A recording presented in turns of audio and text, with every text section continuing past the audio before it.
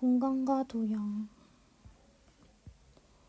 이 안에는 공간, 도형, 변환, 대칭으로 크게 나눠지는데요. 먼저 공간을 보면요. 공간 능력과 공간 개념으로 나눠볼 수 있어요. 그리고 공간 능력은 세 가지로 나뉘는데 일단 크게 공간 방향화와 공간 시각화로 나뉘어요. 그래서 공간 방향화는 3차원 공간에서 다른 물체들 간의 위치 관계를 이해하고 조작하는 능력이고요. 공간 시각화는 2차원과 3차원 물체상에 대해 머릿속에 떠올려 움직임을 수행하고 이해하는 능력입니다. 공간 방향화 안에는 또 다시 세 가지로 나눠볼 수 있는데요. 자기 중심적 표상, 지표 중심적 표상, 객관 중심적 표상이에요. 자기 중심적 표상은 자신을 중심으로 위치와 방향을 이해하는 것입니다. 지표 중심적 표상은 주위 환경에 있는 다른 물체들과 관련을 지어서 나타내는 거예요.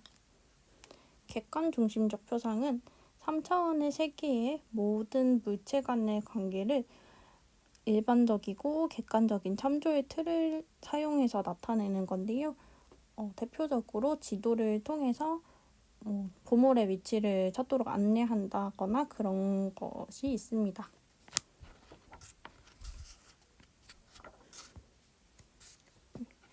공간 능력의 구성 요소가 있는데 여기는 7가지가 있어요.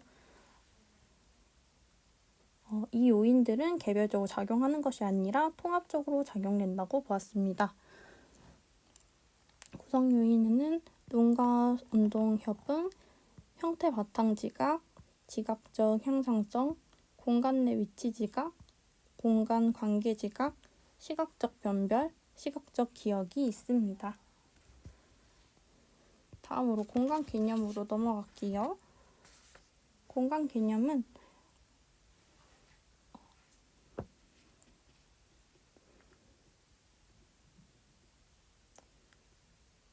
이 안에는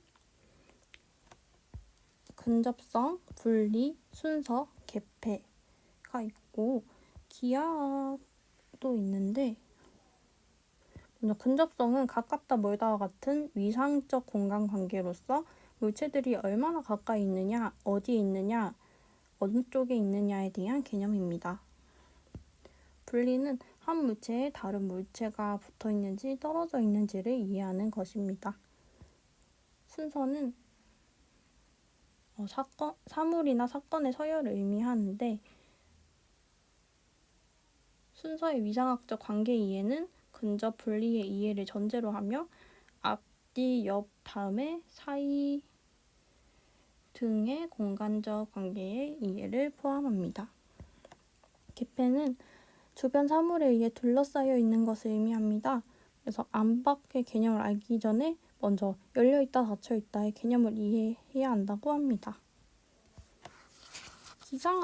기하학으로 넘어가면요. 기하학 안에는 이렇게 4가지 기하가 있어요.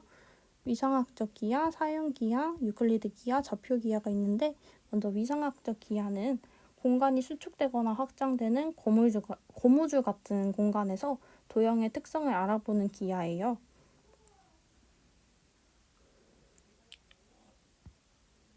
그리고 사형 기하는 도형을 투영시켜도 변하지 않고 남아있는 성질을 연구하는 기하이고요. 물체의 모양은 보는 각도에 따라 달라질지라도 변화가 나타날지라도 그것은 본질적인 특성은 변하지 않는다는 그 사실에 근거한 기하라고 합니다. 유클리드 기하는 고정된 형태, 크기, 변의 수, 모서리 수를 포함하는 것입니다. 예를 들면 삼각형의 세 각의 합은 180도라는 것도 유클리드 기하에서만 가능하대요. 그래서 도형 크기, 모양, 각도의 특성은 공간이 평면일 때 변화하지 않는 특성이 있고 이것을 연구하는 것이 유클리드 기하라고 합니다. 좌표 기하는 좌표축이라는 공간 안에서 물체의 위치를 파악하는 것입니다. 마지막으로 변환 기하가 있는데요. 변환 기하는 이동 기하라고도 하고 대표적으로 이동에는 옮기기, 뒤집기, 돌리기가 있어요. 그래서 변환기하란 도형이나 물체가 옮기기, 뒤집기, 돌리기에 의해 움직여도 도형이나 물체의 모양은 변하지 않는다는 사실에 근거한 기하라고 합니다. 다음으로는 도형이에요. 평면 도형 개념의 발달이 있는데 먼저 일단 평면 도형의 개념은 원, 사각형, 직사각형, 삼각형 순으로 인식을 한다고 합니다. 그래서 처음부터 여러 가지 도형을 소개하기보다는 원, 그 다음에는 사각형 등으로 한 가지 도형만 식별하는 것으로 시작해서 점차 다른 모형을 소개하는 것이 필요하다고 합니다. 도형을 소개할 때는 꼭지점, 각, 면 등 핵심적인 속성을 주목하게 하되 형식적인 명칭보다는 그러니까 삼각형, 사각형 같은 그런 명칭보다는 세모, 네모와 같이 유아가 친근해하는 이름으로 이해시키는 것이 좋다고 합니다. 두 명의 학자가 있는데요. 바닐레와 클레멘츠예요. 바닐레를 먼저 보면요. 영수증 시각화 수준, 1수준 기술적 분석적 수준을 이야기했어요. 영수증인 시각화 수준은 이 시기의 유아들이 도형을 그 구성 요소에 대한 고려 없이 전체적으로 시각적 외관에 의해서 인식하는 수준이라고 합니다. 1수준 기술적 분석적 수준은 도형의 구성 요소나 성질을 초보적으로 분석할 수 있는 수준이라고 하는데요. 예를 들면 선이 4개니까 사각형이에요. 뾰족한 곳이 4개가 있어요. 라고 이야기할 수 있고요. 그렇지만 이 도형들 사이의 관계는 인식하지 못한다고 합니다. 클레멘츠로 넘어가면요. 클레멘츠는 1수준 전인지 수준이라고 해서 바닐레에 있는 시각화 수준 앞에 나타나는 수준 하나 더 추가를 한 거예요. 그래서 전인지 수준, 시각적 수준, 기술적 수준 이렇게 세 가지로 나뉘고요. 전인지 수준은 시각적 수준보다 낮은 수준으로 형태를 지각은 하지만 도형이 서로 다른 모양은 구별하지 못한다고 합니다. 시각적 수준은 도형에 대한 일반적이고 전체적인 인상에 따라 도형을 판별하고 그 이름을 말할 수 있는 정도의 수준이라고 합니다. 기술적 수준은 도형의 속성에 의거해서 도형을 인식하고 판단하며 도형의 속성을 기술할 수 있는데 도형을 표면이나 각의 수를 증거로 분류하고 그 속성을 기술할 수 있다고 합니다. 다음은 변환과 대칭이에요. 변환에는 세 가지가 있는데 옮기기, 뒤집기, 돌리기가 있고요. 기하학 변형에 대한 이해는 이 순서로 나타난다고 합니다. 측정으로 넘어가면요.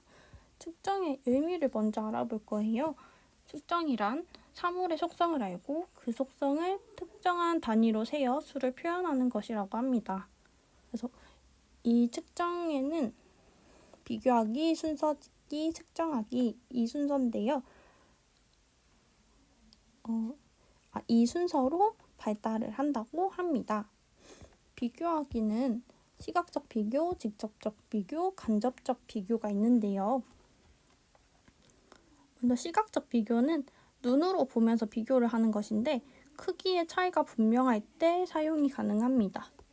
직접적 비교는 크기의 차이가 명확하지 않을 때 나란히 놓거나 한 물체를 다른 물체 위에 놓아서 비교하는 것을 의미합니다. 간접적 비교는 물건이 너무 크거나 벽에 붙어 있어서 직접적인 비교가 불가능할 때 사용하는 방법인데 제3의 물건을 사용해서 물체의 속성을 비교하는 것입니다.